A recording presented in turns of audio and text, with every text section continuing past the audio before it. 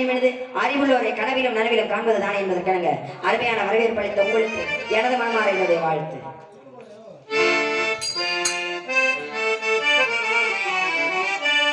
மனமாலையும் மஞ்சளும்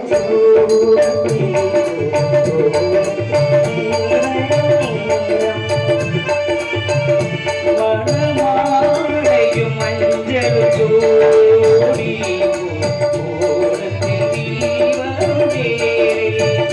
மனமாலையும் மஞ்சளும் ஜோடி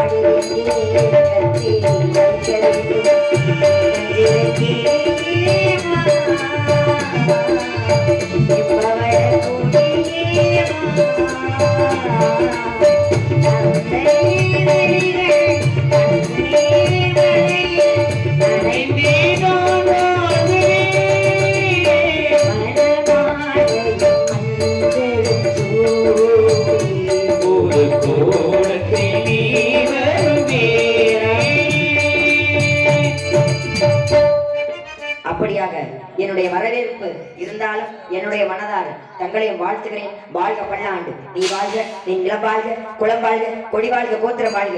நீயும் உனது சுற்றத்தார் தாய் தந்தையும் நாட்டு மக்களும் உனது நாட்டில் உள்ள பிரஜைகளும் எந்தவித நோய் நொடியும் என்று பல்லாண்டு பல்லாண்டு பல்லாயிரத்தாண்டு பல கோடி நூறாண்டு வாழ்க வாழ்க வாழ்க என்னுடைய பூர்ண நல்லாசிரியர். இப்ப உங்களை பார்த்தேன், மகிழ்ச்சி, மிக்க மகிழ்ச்சி. உங்களை பார்த்த உடனே என்னை வரவேற்று, ஏன்னா பண்டாரை வரவேற்கும் பண்டமிழ் நாடு என்று சொல்லி கிளங்கியவாறு என்னை வரவேற்றிருக்கீங்க. வரவேற்ற உங்களிடம் ஒரு சில விவரங்களை கேட்கணும்னு ஆசைப்படுறேன். கேட்கலாமா? கேளுங்கள் தரப்படும், தட்டுங்கள் தரப்படும். சபை இருந்து பேசு, சபையை வந்து பேசு, சிலர்களை பேசாம இருந்து பழகி பாருங்க. கண்டிப்பா சுவாமி, என்ன அறிஞ்சது அறியாது, தெரிஞ்சது தெரியாது, புரிஞ்சது புரியாது அனைத்து நாத மகரிஷிங்க 17 மாளக்கூடியவர் 33 தேவர்களும் 44 ரிஷிமார்களும் அமரக்கூடிய சபை இந்த சபை. அப்படிப்பட்ட இந்த சபையிலே ஒருவருக்கு ஒருவர் பயப்பட மாட்டாங்க. நாரத மகரிஷி வந்தாவே என்ன கலக நடக்க போது மரியாதைக்குரிய பயம். வாங்க, கதையின் முறைப்படி கேளுங்க. கதையின் முறைப்படி கேட்டா பதில் சொல்லுங்களா? ஏன்னா கேள்விகளே பல வகையான கேள்வி இருக்கு. இப்ப நம்ம கேட்க போற கேள்வி என்ன? அறிவினா என்று சொல்லக்கூடிய இலக்கியத்திலிருந்து எதுக்கு கேள்வி கேட்கிறோம்? ஒரு இலக்கண ரீதியா கேள்வி கேட்கிறோம். இப்ப கேள்வி கேட்டேன், ஏன்னா எப்பொருள் யார் யார் வாய் கேட்பினும் அப்பொருள் மெய்ப்பொருள் காண்பது. எதை யாருகிட்ட கேட்கணும், யாருகிட்ட கேட்டா பதில் வரும், எந்த இடத்துல தட்டணும், எங்க வரும் அப்படிங்கிறத தெரிஞ்சுதான் கேட்கணும். அப்படிங்கிற முறையோட உங்கள் இடத்துல கேட்டா பதில் வரும் என்ற நம்பிக்கையோட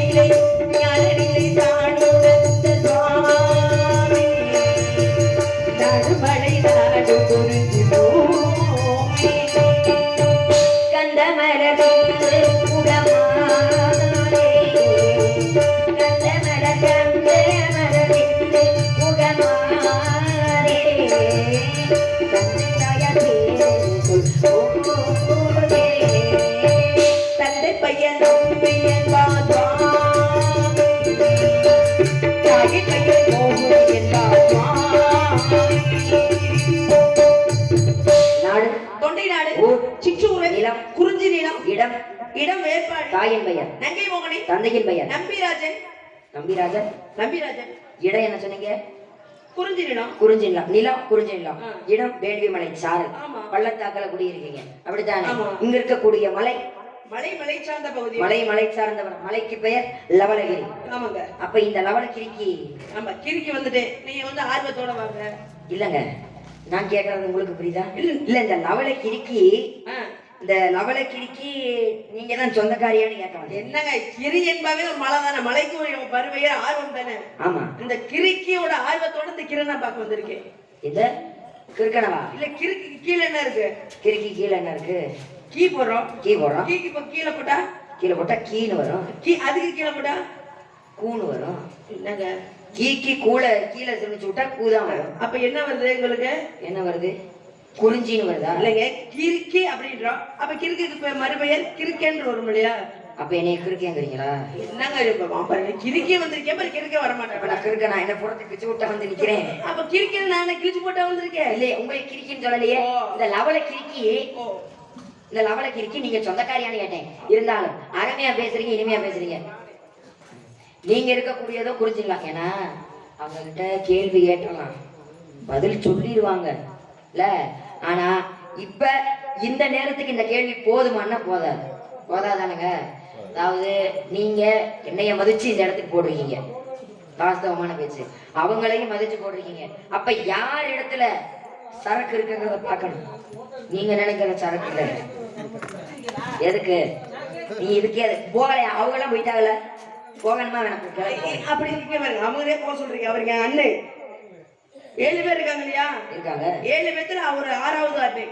6வது அண்ணன். நான் எப்பவுமே தங்கச்சிக்கு துணையாவே பக்கத்திலே இருப்பாரு. 6வதா பிறந்து இவ்வளவு குசும்பா இருக்காரு. என்ன உங்களுக்கு தெரியாதவரை பத்தி இருந்தாலுமா சரி கேளுங்க. இந்த சபைக்கு என் மானகடவன் முகனைய பாரு, நான் அண்ணன் சொல்லிட்டு இருக்கேன், அத்தாச்சியா? எவ்வளவு ஒரு கேவலமா எனக்கு. வாழ்த்து பேசுறீங்க. மாப்பிள்ளையா? நான் மாப்பிள்ளையா? உங்களுக்கு போறீங்களா? இந்த ஜாமான் தூக்கிட்டு போவோம். அருமையா பேசுறீங்க, அருமையான விளக்கங்கள் பேசுறீங்க. நீங்க இருக்கக்கூடியது குறிஞ்சி நிலம். ஆமாங்க. இந்த குறிஞ்சியிலேயே 3 வகையான குறிஞ்சிகள் இருக்கு இல்லையா? என்னென்ன குறிஞ்சி? மலைவன குறிஞ்சி, வாடா குறிஞ்சி, தபோவன குறிஞ்சி என்று சொல்லக்கூடிய 3 வகையான குறிஞ்சிகள் இருக்கு. இதுல தாங்கள் இருக்கக்கூடியதும் தபோவன குறிஞ்சி. தபோவன குறிஞ்சி என்பது இந்த இடத்துல எல்லா முனிவர்களும் தவம் செய்யும். கண்டிப்பாக. ஏன்னா ஆங்காரத்தை உள்ளடக்கி 50 தவம் செய்யறாங்க. சுகம் என்பதை தூங்காமல் தூங்கி சுகம் பெறதுக்காக இந்த இடத்துக்கு முனிவர்கள் வர்றாங்க. அப்ப இந்த இடத்துல இது முக்குறிஞ்சி. என்ன முக்குறிஞ்சி? இது முக்குறிஞ்சி தானே? என்ன முக்குறிஞ்சி? அப்படி இல்ல, இது முக்குறிஞ்சி தானே? ஆமாங்க.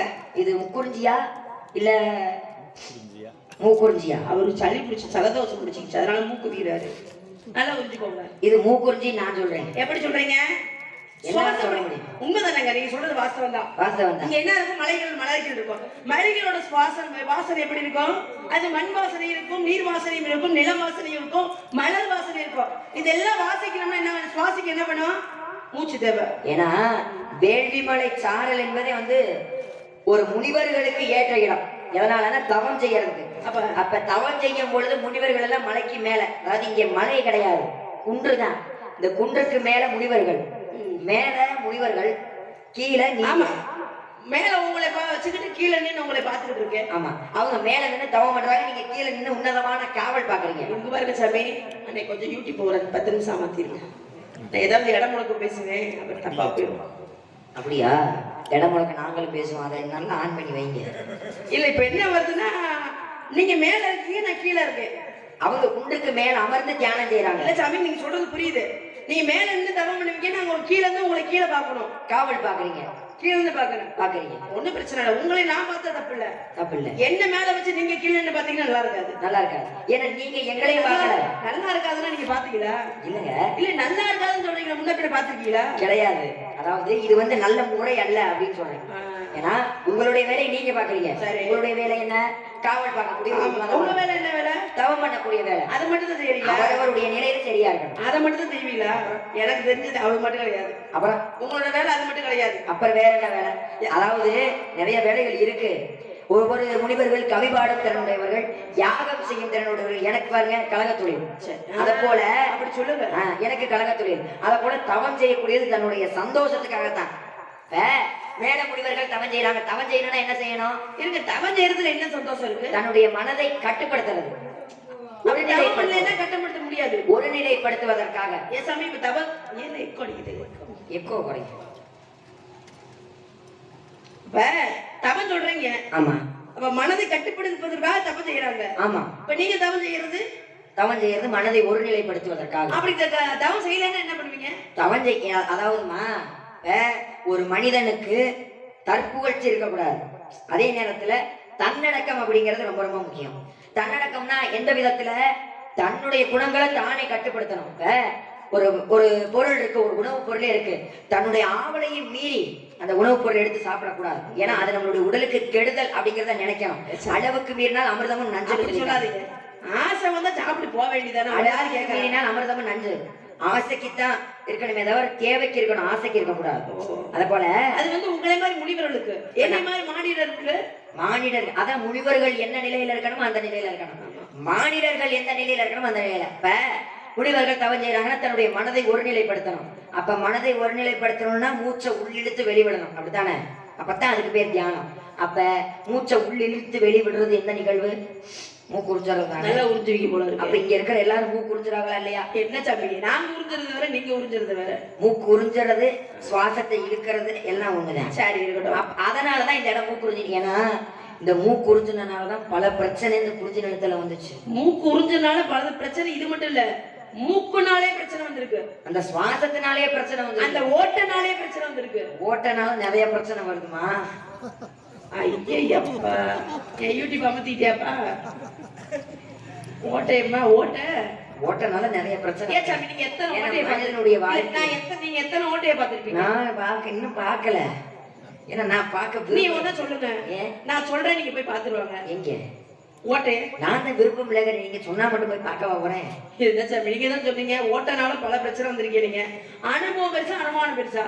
அனுபவம் தான் பெருசு. அப்ப அனுபவம் இருக்கனாலதான் ஓட்டனால பெரிய பிரச்சனை வந்து சொல்றீங்க. ஆமா. இப்ப ஓட்டைன்னு சொன்னோம். ஓட்டைன்னு எந்த ஓட்டையை சொல்றோம்? இப்ப நீங்க சுவாசத்தை சொன்னீங்கல்ல, சுவாசத்தை சொல்றேன். இந்த மூக்குல என்ன இருக்கு? நாசி, ரெண்டு வாதங்கள் இருக்கு. ரெண்டு ஓட்டை இருக்கா? இந்த ஒரு ரெண்டு ஓட்டனால பிரச்சனை வந்துச்சா? வந்துச்சு. அதத்தான் நானும் சொல்றேன். அதுதான் நானும் சொல்றேன். இந்த வாய் அது ஒரு ஓட்டை தான்.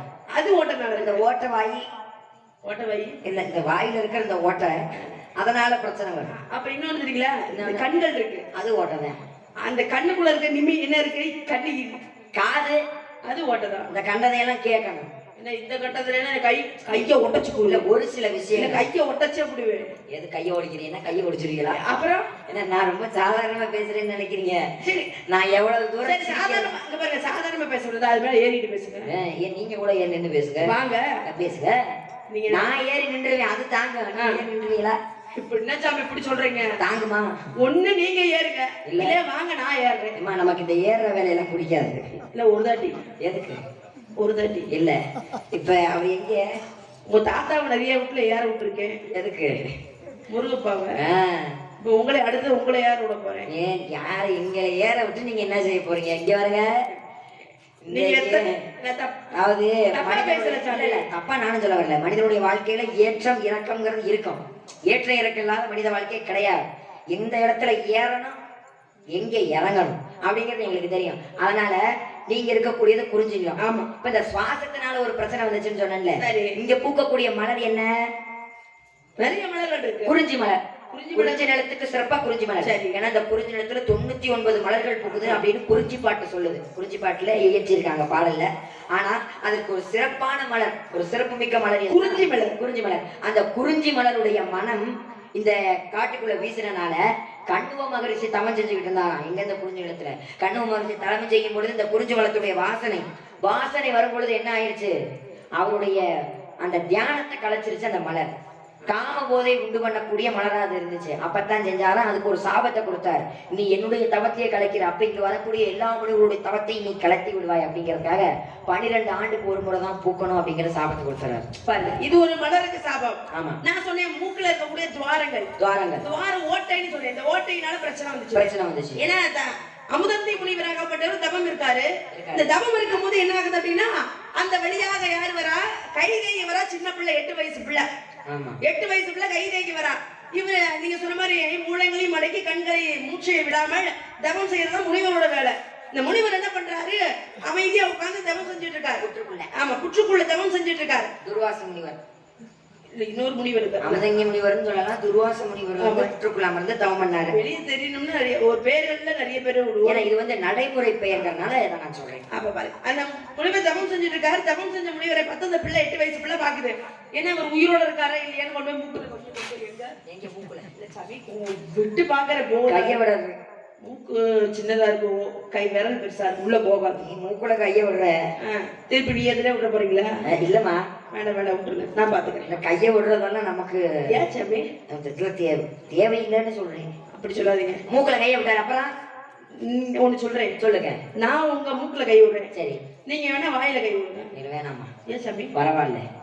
உங்களை மாதிரி முனிவர் தான் கட்டவரல வாயில வச்சாரு. ஆமா, கட்டவரல வாயில வச்சு பால் சுரக்கும் தன்மை வந்துச்சு. அது மாதிரி உங்களுக்கு எது கட்டவரல பால் வருமான்னு பாக்குறேன். வேணாப்பா, நஞ்சு போயிடும், எழுப்புதான் வெளியே. பால் வருமானு கேட்டா அப்புறம் குடிச்சு பார்த்தா தானே தெரியும். அப்புறம் பால் வருமானு. அப்ப என்ன முனிவர் என்ன பண்றா? அந்த கைதேயை பார்த்தா உயிரோட இருக்காளா இல்லையான்னு பார்த்து என்ன பண்றா? மூக்குல காத்து வந்தா தானே உயிரோட இருக்கா இல்லையான்னு தெரியும். விளையாட்டு பிள்ளை புத்துக்குள்ள என்னமோ இருக்குன்னு கைய விட்டுறா. எங்க போச்சு கை விரலு? நேரா மூக்குள்ள போயிருச்சு. கோவம் பண்ண முனிவர் என்ன பண்ணாரு? என் விரல், அதாவது என் மூக்குல குத்துன எதுவா இருந்தாலும் இரும்பா போகட்டும்னு சமைச்சாரு. சாமி இப்படி சொல்லலாமா? நான் சின்ன பிள்ளை, அறிஞ்சும் அறியாமலும் தெரிஞ்சும் தெரியாமலும் தவறு செஞ்சேன். பாக்குறவங்க எல்லாம் என் கை இரும்பா இருக்க நல்லா இருக்குமா? அதனால எனக்கு ஏதாச்சும் மறுபிறவி மறு வரத்து கொடுங்க அப்படின்னு உடனே தேவைக்கு ஏற்ற நேரம் உனக்கு அது இரும்பா வரும். மற்றவங்க கண்களுக்கு மட்டும்தான், அதாவது உன் கண் கை கண் கழுக்கு மட்டும்தான் இரும்பா இருக்கும். மற்றவங்க கண்களுக்கு சதையாதான் இருக்கும். அதாவது அப்ப சாதாரண விரலா தான் இருக்குன்னு வரத்தை கொடுத்தாரு. அந்த விரலாகப்பட்டது வந்து இரும்பா போனது வந்து துர்வாச முனிவர் கொடுத்த சாபம் கிடையாது, வரம். எதனால? ஏன்னா தசரதனுடைய ஆசான் மானசீகமான குரு யாரு?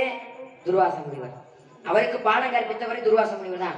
அப்ப தசரதன் தன்னுடைய மாணவனுக்கு ஒரு ஆபத்து வரும் அப்படிங்கறத தெரிஞ்சுதான் இந்த கட்டவரல சாபமா கொடுத்தாரு. அதாவது பச்சை பசிப்பி அச்சில்லாமல் தேர் ஓட்டுனா. எப்ப ரதத்தை ஓட்டிக்கிட்டு இருக்கும்போது இவதான் சாரதியா இருக்கா, அச்சாணியாகப்பட்டது உடையது. உங்க கூட நானும் வரனே, வாங்க. எங்க? தசரதன் சொன்னாரு வா. வேண்டாம்னாரு. ஆரம்பத்துல வேண்டான்ட்டாரு. வேண்டாமா, போருக்கு வந்து ஆண்கள் மட்டும் தான் போகணும், பெண்கள் அரண்மனையில மட்டும் தான் இருக்கணும், பொம்பளைங்க வீட்டுக்குள்ளதான் இருக்கணும், வெளியே வரக்கூடாதுன்னு சொல்ல. ஆனா கேட்டாளா? முடியாது. என் கணவர் எங்கே சொல்றாரோ ஓகே நான் செல்லுவேன்னு சொல்லி என்ன பண்றா? தசரதர் போருக்கு போறார், மனைவியும் கூட போறா. போன இடத்துல என்ன ஆகுது? கொஞ்சம் விபத்துல நடக்குது. அந்த இடத்துலதான் அச்சாணி கீழே கழிஞ்சு விழுந்துருது. பார்த்தா நம்மளோட புருஷன் உயிரை காப்பாத்தணுமே, வேற கொண்டே விட்டா. கல்லானாலும் கடமை, புருஷன் உயிரை காப்பாத்தணுமே என்ன பண்ணா? அச்சாணிக்கு பதிலாக தன்னோட கட்டவரலை கொடுத்து காப்பாத்தினான். அப்ப கட்டவரலை கொடுத்து காப்பாத்தின உடனே அப்பத்தான் தசரதன் சொல்றான், உனக்கு என்ன வர வேணும் கேளு, 2 வரங்களை தர்றேன். இப்ப எனக்கு வேண்டாம். இப்ப வேணாமா? எனக்கு வேணுங்கிறப்ப வாங்கிக்கிறேன். அப்படின்னு யாரு சொல்றது? கைதேகி சொன்னா. அப்ப சொல்லும் பொழுதுதான் அப்ப இன்னொரு சம்பவம் நடக்குது. இந்த தசரதனுக்கு ஒரு ஏத்தம். அவன் சாதாரணப்பட்ட ஆள் கிடையாது. சாமி ஏத்தமா பேசுறாரு, நல்ல ஏத்தமா பேசு, கொஞ்சம் இறக்கி கூட பேசு. இல்ல, அவனுக்கு ஒரு திமிரு என்னன்னு பாருங்களேன். போருக்கு போறான், வேட்டைக்கு போறவன் அவன் போற வேலையை பார்த்துட்டு போக வேண்டியதானே. இங்க என்ன அவனுக்கு வேலை? இங்க என்ன உனக்கு வேலை? இங்க நான் வரலன்னு நீங்க என்ன பண்ண போறீங்க? இல்லம்மா, உங்களே சொல்லல, தசரதனை சொல்றேன். இங்க எதுக்கு உனக்கு வேலை அப்படின்னு. அப்ப வேட்டைக்கு போறான். போகும் பொழுது சிரவணன்னு சொல்லக்கூடிய ஒரு சின்ன பையன், பாவம் சின்ன பையன் தானே, சின்ன பையன் விட்டுட்டு போக கூடாதா? சின்ன பையன் தான் இப்ப பயங்கர போர்டு போடுறாங்க. சின்ன பையன் என்ன செய்யறான்? சலபோஜனி என்று சொல்லக்கூடிய தனது தாய் தந்தைய தோளில காவடிகளா சுமந்து வரான். கண்ணு தெரியாத அப்பா அம்மா 2 பேருக்குமே கண்ணு தெரியாது, வயசானவங்க. அப்ப தூக்கிட்டு வரான். வரும் பொழுது என்ன ஆகுது? தண்ணி தாகமானது ஏற்படுது. தாகம் ஏற்பட்ட உடனே என்ன செய்யறான்? ஒரு இடத்துல இந்த காவடி ஆகப்பட்டதை இறக்கி வச்சுட்டு நேரா போய் சொர குடுக்க எடுத்து கொண்டு போய் ஆத்துல தண்ணி மோக்குறேன். தண்ணி மோக்கும் போது சொர குடுக்க தண்ணி கூட விட்டா எப்படி சத்தம் கேட்கும்? கலகலன்னு கேட்கும். சத்திர போய் சொல்லுங்க, கலகலன்னு கேட்கும். கலகலன்னு சத்தம் கேட்கும். அந்த சத்தம் கேட்ட உடனே குடுக்கன்னு கேட்கலாம். கொடுக்கல சரி. அது தண்ணி யாரை கொடுக்க சொல்றீங்க? உங்களே கொடுக்க சொல்ல. உங்கள்கிட்ட என்ன இருக்கு கொடுக்கறதுக்கு? அப்ப நீங்க என்ன கொடுங்கங்கிறீங்களே. கொடுக்குன்னு சத்தம் கேட்டுச்சு. அப்ப அந்த சத்தம் கேட்ட உடனே தசரதன் பார்த்தான், சத்தம் கேட்குது. அப்ப அவனுக்கு குறிப்பறியக்கூடிய தன்மை இருக்குன்னு ஒருத்தவங்க சொன்னாங்க. ஆனா குறிப்பறியக்கூடிய தன்மை இருக்கா? அப்படின்னு அந்த வேலையை செய்யறான் கிடையாது. அவனுக்கு குறிப்பறிஞ்சிருந்தா அங்க என்ன இருக்குன்னு தெரிஞ்சிருக்கும். அப்ப என்ன செய்தான்? தன்னுடைய பானமாகப்பட்ட சப்த வேகி எடுத்து எய்யான். சப்த வேகினா என்ன? சத்தம் எங்க கேட்கணும் அந்த இடத்துல போய் அந்த பானமாகப்பட்டது படும் அப்படின்னு இந்த சப்த வேகி எடுத்து விட்டான் பாருங்க. சப்த வேகி நேரா போய் எங்க போச்சு? சிரவணனுடைய இடுப்புல போச்சு. குத்துச்சு. குத்துன உடனே அப்ப தன்னுடைய தோல் மீது தூக்கி சிரவணனை போட்டுக்கொண்டு தாய் தந்தை எடுத்து போறேன். அப்பத்தான் சொன்னா, நான் சலபோஜன், நான் எப்படி என்னுடைய மைந்தனை பிரிஞ்சு இந்த உயிரை இழக்கிறேனோ அதே போல நீயும் உன்னுடைய மைந்தனை பிரிஞ்சு அவன் நாள் ஆள மாட்டான். யாரு? உன்னுடைய மையன் நாள் ஆள மாட்டான். நீயும் ஜாவன், உன் மகன் ஜாவன். அப்பதான் தாய் தந்தை சொல்றாங்க என்னன்னு, நாங்க எப்படி பிள்ளை இல்லாம இங்க இருந்து கிடக்கிறோமோ அது மாதிரி உனக்கு பிள்ளைகள் பிறக்கும், ஆனா கொள்ளி வைக்க பிள்ளை இல்லாம நீ இருந்து விடுவாயின்னு சொல்லி ஞாபகத்தை கொடுக்குறான். என்ன ஆயிடுது? இத கைகை சொல்ற. அப்ப கைகேயி ராமாயணத்துல நல்லவளா கெட்டவளா? ஏன்னா எல்லாமே இங்க படிச்சவங்க தான், அவங்கள கேட்போம் நம்ம. கைகேயி நல்லவளா கெட்டவளா? நீங்க சொல்லுங்க. கெட்டவ அப்படிங்கிறீங்க, நான் நல்லவன் சொல்லுவேன். நான் சொல்றேன் நல்லவன். கைகேயி சொன்னா வரத்தை கேட்டா என்ன வரும்? ராமன் நாடாளனும் பரதன் ராமன் காடாள வேண்டும், பரதன் நாடாளனும் அப்படிங்கிற வரத்தை வாங்கினான். எதனால? எப்படி கேட்டா, நான் பெத்த பிள்ளை பரதனாகப்பட்டவன் இந்த நாட்டை ஆள வேண்டும், என்னோட அக்கா பிள்ளையாகப்பட்ட ராமன் காட்டை ஆள வேண்டும். ஏன்னா உலகமே தெரியும், ராமன் காட்டுக்கு போனார். எதனால? கைதேகி சொன்னால. என்ன ஒரு காரணம்? கைதேகி என்ன சொன்னா, பெத்த பிள்ளை பயிர் பரதனா இருக்கலாம், ஆனா பாலூட்டி சீராட்டி ராமனை வளைத்தவ கைதேகி. எவன் ஒருவன் அந்த சிம்மாசனத்தில் அமர்றானோ அந்த சிம்மாசனமே எரிந்துவிடும். இந்த சூழ்ச்சியை தெரிஞ்சவ கைதேகி மட்டும்தான். தன்னோட பிள்ளை சத்தாலும் பரவாயில்ல, நம்மளோட ராம இறக்க கூடாதுன்னு ஒரு சூழ்ச்சிக்காக தன்னோட கணவன் அப்ப கொடுத்த வரத்தை கேட்டான். எனக்கு 2 வரம் வேண்டும். ஒன்று என்னவென்றால், இங்கே பரதனாகப்பட்டவன் சிம்மாசனத்தில் அமர்ந்து ஆட்சி புரிய வேண்டும். அதே ராமனாகப்பட்டவன் 14 வருஷம் வனவாசம் போக வேண்டும். இதுல இருந்து தெரியுது என்ன, கைதிக்கு நல்லவளா கெட்டவளா? நல்லவன். ஏன்னா தன்னுடைய மகனுடைய உயிர் போனாலும் பரவாயில்லன்னு நினைச்சா. ஒரு விஷயம் என்னன்னா, எதனால அவங்க அப்படி கெட்டவங்க நினைக்கிறாங்கன்னா, வரக்கூடிய நாடகத்துல இருக்கவங்க இந்த மேட்டோங்கமா சொல்லி சொல்லி கைதேகி கெட்டவே அப்படின்னு உங்க கண்ணோட்டத்துக்கு காமிச்சிட்டாங்க, வேற ஒண்ணும் கிடையாது.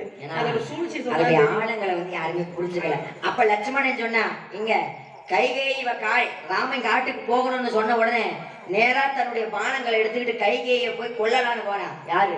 லட்சுமணன். போகும் பொழுது ராமை தன்னுடைய ஞான நிச்சயினால உணர்ந்து சொன்னான், இல்ல நதியின் பிழை என்று நறும்புணலட்சே பதியின் பிழை என்று மகன் பிழை என்று தாய் என்ன அவளை ஏண்டா வெகுண்டு கோவப்படுற?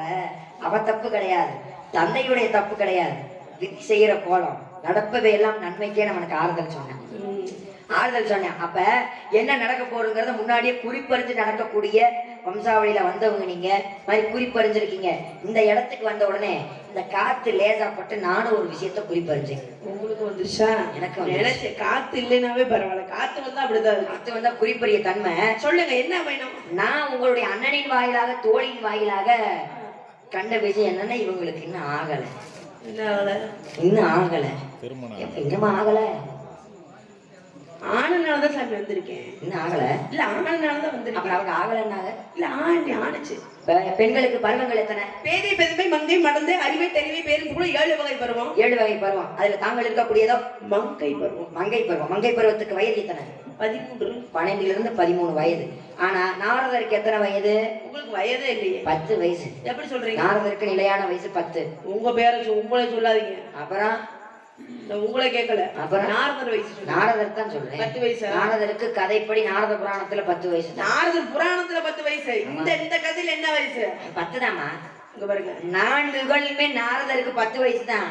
மார்க்கெட்ட எனக்கு எத்தனை வயசு? சரி நான் கேட்கறேன். 14. 10 வயசு தானே? ஆமா. சரிடா தம்பி வாங்க. ஆமா, நீங்க எனக்கு அக்கா தான். நல்லா இருக்குமே. ஆமா நல்லா இருக்கு. அக்கான்னு கூப்பிட்டு நேரடியா டான்னு சொல்றது. நீங்க எனக்கு அப்பா மாதிரி தப்பா பேசக்கூடாது. நானும் உங்களை தப்பாவே பேசுறேன். சொல்லுங்க. அப்ப உங்களுக்கு என்ன கல்யாணம் ஆகல? இல்ல கல்யாணம் ஆகல. எதனால? கல்யாணம் ஆயிருந்ததுல வந்திருக்க மாட்டோம். விதி சரியில்லை. என்ன பண்றது? உங்களை எல்லாம் தலை எழுத்தா இருக்குது. தலையெழுத்து அப்படித்தான் சொல்லாதீங்கம்மா. ஏன்னா விதியை குறைய சொல்லக்கூடாது. ஏன்? விதி பாருங்க, விதி அந்த பாருங்க அவருக்கு புரிஞ்சிருச்சு. ஏன் விதியை குறை சொல்லக்கூடாது? ஏன்னா விதியை படைச்ச இல்ல அவரு ரொம்ப விதினால அடிபட்டிருப்பாரு. அதனால கைதுட்டாரு. ஏன்னா பாருங்க அவருடைய அனுபவம். ஏன்னா விதி பெரிதான் மதி பெரிதான்னு பார்த்தா விதி இல்லாம மதி கிடையாது, மதி இல்லாம கண்டிப்பா. ஏன்னா அதை விதியை படைச்ச பிரமன் தான் அந்த மதியையும் படைச்சான். அப்பதான் விதிப்படி பிறந்தா யாரு? அவை. ஒரு தாழ்ந்த குலத்தை சேர்ந்த பெண்ணுக்கும் உயர்ந்த குலத்தை சேர்ந்த ஆணுக்கும் பிறந்தார். ஆனா அவ பெண் குழந்தையா பிறக்கணும். ஆனா அவர்களுக்கு பிறக்கக்கூடிய குழந்தை எங்கே பிறக்குதோ அங்கே விட்டுட்டு போயிடணும். அப்ப மூன்றாவதா இப்ப பெண் குழந்தையா பிறக்கிறா. இப்ப பெண் குழந்தையா பிறந்து என்னென்னத்தை அனுபவிக்க போறாளோ. கொடுமை சாமி, ஊர் ஊரா அலைஞ்சுக்கிட்டு இருக்கேன். உங்களே இல்ல, நான் அப்படியே சொல்றேன். அதே சொல்றேன். என்ன அப்ப தாயுடைய மனதாகப்பட்டது பதறது. அப்பத்தான் சொன்னா, இட்டவுடன் எந்தலையில் இன்னபடி என்று எழுதிவிட்ட சிவனும் செத்து விட்டான். முட்டை முட்டை பஞ்சமே நாளும் பாரமனுக்கு முன்னே நெஞ்சமே அஞ்சாதே நீன்னு இருக்காங்க. முட்டை முட்டை பஞ்சமே ஆனாலும் பாரம் அவனுக்கடி. டேய் ஏண்டா ஏண்டா என்ன ஏண்டா? நாரதரன் ஏண்டா? நீ எனக்கு அப்பா மாதிரி தப்பா பேச மாட்டேன். இட்டமும் நந்தலையில் என்று எழுதி விட்ட சிவனோ செத்து விட்டானோ முட்டை முட்டை பஞ்சமேனாலும் பாரம் அவனுக்கு முட்டோ நெஞ்சமே. என்ன பெத்துட்டேடா நீ போடா. நெஞ்சமே அஞ்சாதே போன்னுதான் சொன்னா. என்ன அதுக்கு அதான் அர்த்தம். அப்பனை பார்த்து சொன்னா, என்னை பெத்து போட்டீங்க, நீங்க கவலைப்படாம போங்க, என்னை படைச்ச ஈஸ்வரங்க என்னை பாத்துக்க. எப்படி அவருக்கு தெரியும். அவன் மேல பாரத்தை போட்டு போ. அவன் மேல பாரத்தை போட்டு எப்படி பேரு தான் அவங்க மேல பாரத்தை போடுறது. போட்டுட்டு போ, வர்றது அவன் பாத்துக்க. அதே அவைதான் திருப்பி சொன்னா, சிவாய நமமும் என்று சிறுத்திருப்போருக்கு அபாயம் ஏதுமில்லை ஐயனே. அபாயம் ஒரு நாள் உபாயம் இதுவே மதியாகும் அல்லாது விதியே மதியாய் செயல்படும் சொன்னாங்க. அப்ப அந்த விதிதான் மதியா செயல்படும். அப்படி இருக்கும் பொழுது விதிவாதி மதிவாதின்னு இருக்காங்க. உங்க விதி இன்னும் திருமணம் நடக்கல, என்னுடைய மதி அதுல பாதி செயல்படணும் அப்படிங்கறதுக்காக உங்களுக்கு ஒரு என்ன பண்றீங்க? மாப்பிள்ளை பாத்து. மாப்பிள்ளைனா மாப்பிள்ளை மாப்பிள்ளைனா நீங்க திருமணம் பண்ணிக்கிறதுக்காக. திருமணம் பண்ணி என்ன பண்ணணும்? திருமணம் பண்ணி குற்றாலத்துக்கு போங்க. குற்றாலத்துக்கு போய் என்ன கட்டில விழுந்து சாவுங்க. சாகிறதுக்கு போய் நீ கல்யாணம் பண்ண சொல்றீங்க, அதெல்லாம் கொடுமையா இல்ல? இல்லன்னா கல்யாணம் பண்ணி உங்க புருஷனை வந்து ஒரு கோழி கூடாரத்துல போட்டு அடைச்சு வைங்க. இதே பெட்டிக்காரரை கேட்டு பாருங்க, கல்யாணம் பண்ணி என்ன பண்ண புட்டு புட்டு வைப்பாரு. அவர் சாமியாருமா, அவர்கிட்ட எல்லாம் கேட்க கூடாது. நீங்க அவர் என்ன நினைச்சீங்க? நீ அவர் உத்தராசம் போட்டு ஏமாந்துடாதீங்க. சாமியார் சக்க போடு வருவாரு பாத்துக்கோங்க. சரி வாங்க வாங்க கதைக்கு வாங்க. அவரே பாவம் வெக்கப்படுறாரு. ஏன் ரொம்ப வெக்கத்துல இருக்கீங்க? வெக்கம் இல்ல மாப்பிள்ள, டீ சாப்பிடுறது நீங்க. சரி இல்ல இல்ல பரவாயில்ல சாப்பிடுங்க. ஐயோ அப்பா அவர்கிட்ட பேச்சே கொடுக்க கூடாது, ரொம்ப ஆபத்தான மனுஷன். சரிங்க, அதனால என்னுடைய அறிவை வைத்து உங்களுக்கு ஒரு மாப்பிள்ளை பார்த்துட்டு வந்திருக்கேன். மாப்பிள்ளையா? மாப்பிள்ளை காலங்கண்டா காலங்கண்டானே. காலம் கண்டு காலத்தை நேரத்தை காலத்தை அறிந்து மாப்பிள்ளை பார்த்துட்டு வந்திருக்கீங்க நீங்க.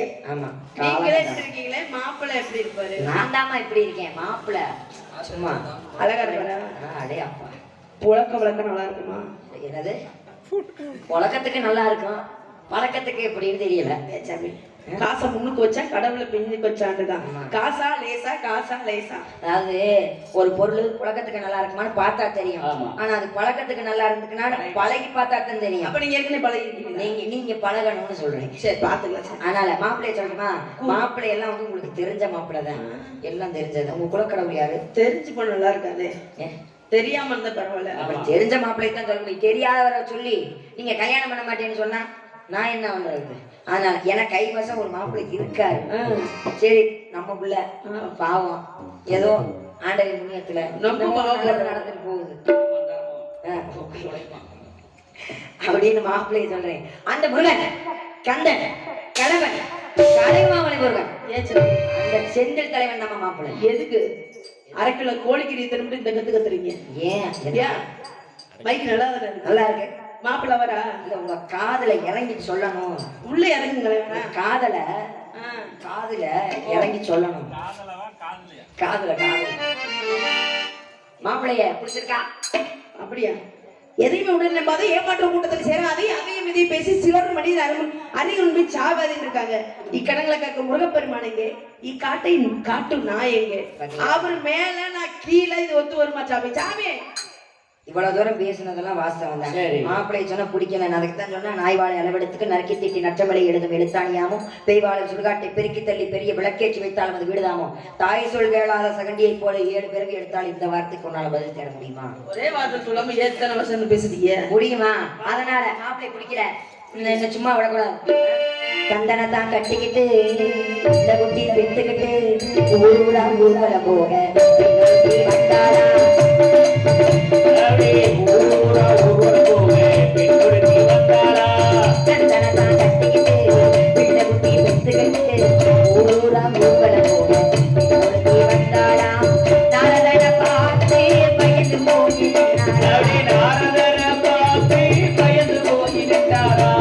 ஊருடா வித்துக்கிட்டு பழைய கஞ்சி குடிச்சு வாழும் பண்டார மகளானா ஊரா விருந்துக்கிட்டு ஊசி பார்த்து வித்துக்கிட்டு பழைய கஞ்சி குடிச்சு வாழும் பண்டார மகளானா பண்டாரே மகளானா பண்டாரே மகளானா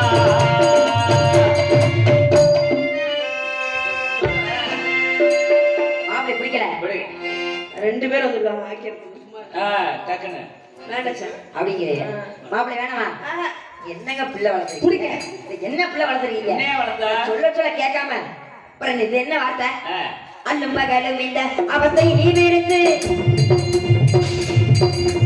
அனுபவம் இந்த அவத்தையை நீ விடுத்து அல்லும் பகலும் இந்த அவத்தை நீ விடுத்து அவனியோடு தொலைக்கிற பாய்த்தேதி கொடுத்து காலப்பிரியன் கரகலப்பிரியன் பாட்டுக்கு நாரதன்பாங்க ஊருக்குள்ள வர நாரதன் ஒரு பட்டம் நான் கொடுக்க போற பட்டம் சிறப்பான பட்டம் காவியமான பட்டம் ஓவியமான பட்டம் உன்னதமான பட்டம் கொடுமா கொடுமா கோட்டி கோட்டி பந்தன் கோட்டு வந்த முறையா கோட்டி கோட்டி கோட்டி கோட்டி கோட்டி கோட்டி கோட்டி கோட்டி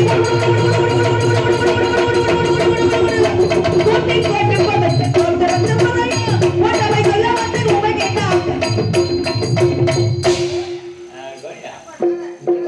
பள்ளி நானும் ரொம்ப பொறுமையா போறேன் யாரை பார்த்து கூட்டிக் கொடுக்கணும் கேவாத்த உனக்கு எவ்வளவு தைரியம் என்ன ஒரு நெஞ்சழுத்தம் என்ன ஒரு இருமாப்பு என்ன ஒரு மண்டக்கலை என்ன ஒரு திமிரு யாரை பார்த்து மீச துடிக்குது நல்ல தீ வெட்டி தடிச்சியாட்ட இருந்துகிட்டு யாரை பார்த்து என்னைய பார்த்து கூட்டி கொடுக்குற வார்த்தை கேட்கலாமா உனக்கு அவ்வளவு தைரியம் வந்துருச்சா அவ்வளவு திமிரு வந்துருச்சா கூட்டி கொடுப்பதைகள் கோத்திரத்திலும் அடே விடாத போயிட்டே இருக்கு முடி கொடுப்பதற்கு கோத்திரத்திலும் இல்லை கூட்டி கொடுப்பதைகள் கோத்திரத்திலும் இல்லை மாட்டி மாட்டி முடி காட்டி மாட்டப்படி சொல்லி கிடமா இதுக்கு மேல உங்ககிட்ட பேசி பிரயோஜனமே கிடையாது உலகம் அந்த கதை பெருமானுக்கும் திருமணத்தை நடத்தி வச்ச காட்டலையா கிடையாது நான் இப்ப பிரம்ம முடிச்சு கிடையாது அந்த பிரம்மனுக்கு நான் மகன் கிடையாது அத்தனை அத்து சொல்லி பிடிச்ச நாய் வாழ கட்டிட்டு போகலையா வெறும் நாரதம் கிடையாது நான் முறுக்கியே நானே இந்த பொண்ணு வேணாங்குது எனக்கு 16 வயசுல ஏதாவது உங்களுக்கு மாப்பிள்ளை பார்க்கணுமா இப்ப அந்தாளா நீங்க ஐய பொண்ணுங்க ஒண்ணு நான் ரொம்ப கோபத்துல இருக்கேன் என் கோபத்தை தூண்டாதீங்க அவ்வளவுதான் சொல்லுவேன் அண்ணன் தம்பி கூட பார்க்க மாட்டேன் பாத்துக்கங்க இவ்வளவு தூரம் பேசிட்டீங்க கெட்டவர்களே நான் சும்மா நிறுத்துமா உன்னை இனிமே சும்மா விடுறதா இல்ல அறிவியல் அதை கூட்டி பாத்துருமா ரொம்ப செருக்கா போறாங்க